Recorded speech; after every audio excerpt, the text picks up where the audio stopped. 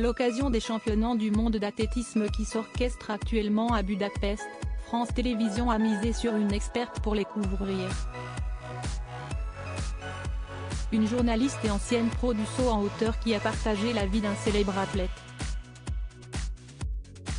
Zoom sur leur vie de famille qu'ils ont toujours voulu préserver. Un temps absente dans le PAF, Maryse Ouangé-Epe est bel et bien de retour. Cette dernière s'est longtemps illustrée dans l'univers du sport. Entre 1983 et 2007, elle a même été détentrice du record de saut en hauteur en France. Désormais, l'ex-sportive officie principalement en tant que chroniqueuse à la radio. Dans le cadre des championnats du monde d'athlétisme qui s'orchestrent à Budapest du 19 au 27 août 2023, France 3 a donc fait appel à elle en tant que consultante sportive. C'était inattendu car j'étais dans une phase où je me demandais si j'allais rester dans les médias ou pas. Cela fait 6 ou 7 ans que je n'avais pas fait de télévision et CIST un exercice différent de la radio. A récemment confié Maryse Ouangé-Epe à Téléstar. Sur Instagram en revanche, Maryse Ouangé-Epe donne très souvent de ses nouvelles.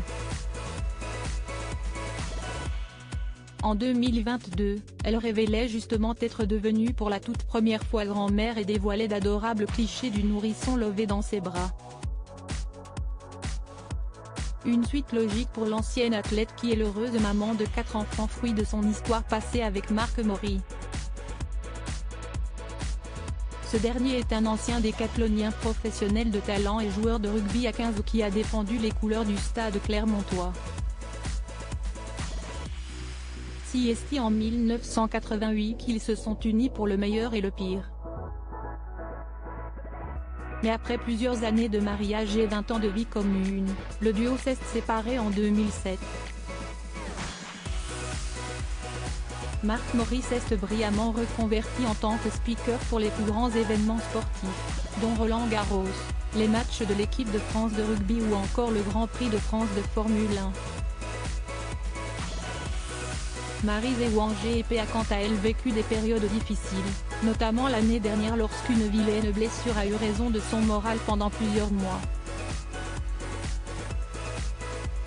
Au sens propre comme au figuré, je ne tiens pas debout, avec une double rupture des aponévroses plantaires.